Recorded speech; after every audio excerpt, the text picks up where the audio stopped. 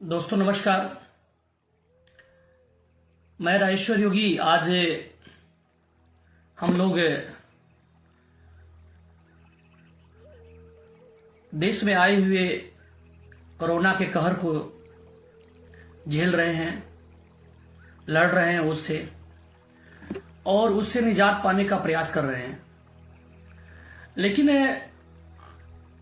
समस्या खत्म होने के बजाय बढ़ती चली जा रही है। और उसका कारण क्या है?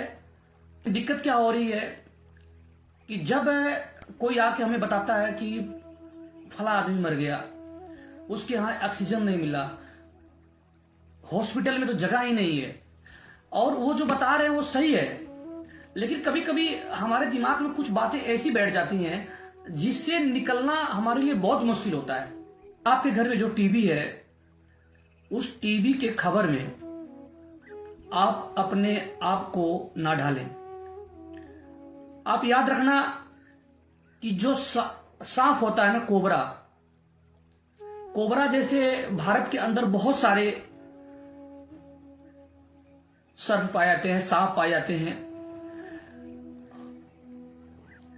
जिसमें बहुत प्रजातियां ऐसी होती हैं कि जिनके अंदर जहर नहीं होता, लेकिन कोबरा का नाम सुनते ही हमारे अंदर वो भय पैदा हो जाता है।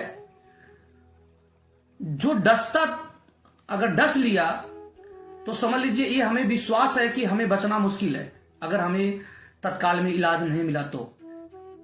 लेकिन बाकी जो सांप होते हैं, वो जो हमें डसते हैं, तो भी हमें भय यही होता है कि इसके डसने के बाद हमारी मृत्यु हो जाएगी। लेकिन उसके डर की वजह से ज्यादातर लोग अपनी जान खो देते हैं, उनकी मृत्यु हो जाती है उस डर की वजह से कि मेरे को सांप ने काट लिया, मेरे को सर्प ने काट लिया, अब तो मैं बचूंगा नहीं। दोस्तों बिल्कुल यही चीज है, एक कोरोना बिल्कुल ऐसा ही है।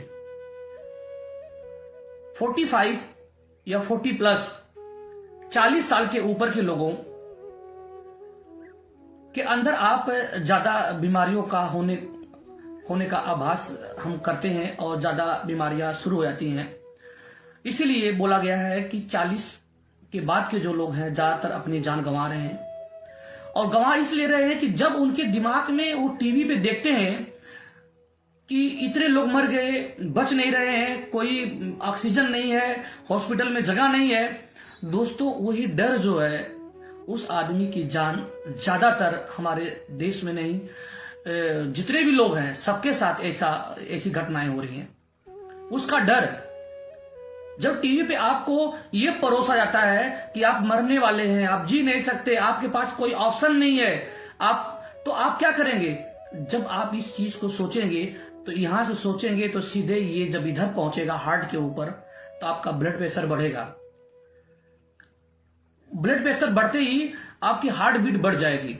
जब हार्ट बीट बढ़ेगी आपकी, तो आपके अंदर एक घबराहट पैदा होगी, और उसी घबराहट से आपके शरीर के सारे सिस्टम वर्क करना बंद कर देते हैं, क्योंकि वो जो सोचने का सेंस, जो सोचने की शक्ति होती है, वो हमारी खत्म हो जाती है। तो दोस्तों इतना याद रखें कि आपका बचाव, आपकी सावधानी आपके जीवन को बचा सकती है। और मेरा रिक्वेस्ट है, मेरा निवेदन है कि जितना भी हो सके आप टीवी कि उन खबरों को देखना बंद कर दें जिससे आपके अंदर भय पैदा हो। लेकिन इतना जरूर याद करिए कि असावधानी, अगर हम सावधानी नहीं बरतेंगे तो हमारे साथ नुकसान हो सकता है। ये हमको सबको, आपको सबको पता है कि ये दिक्कतें हमारे साथ हैं। लेकिन अगर आपने न्यूज बार बार देखा दिन भर, तो आप याद रखना, उनका तो टीआरपी बढ़ रहा है, लेकिन आपका बीपी बढ़ेगा, आपका ब्लड प्रेशर बढ़ेगा।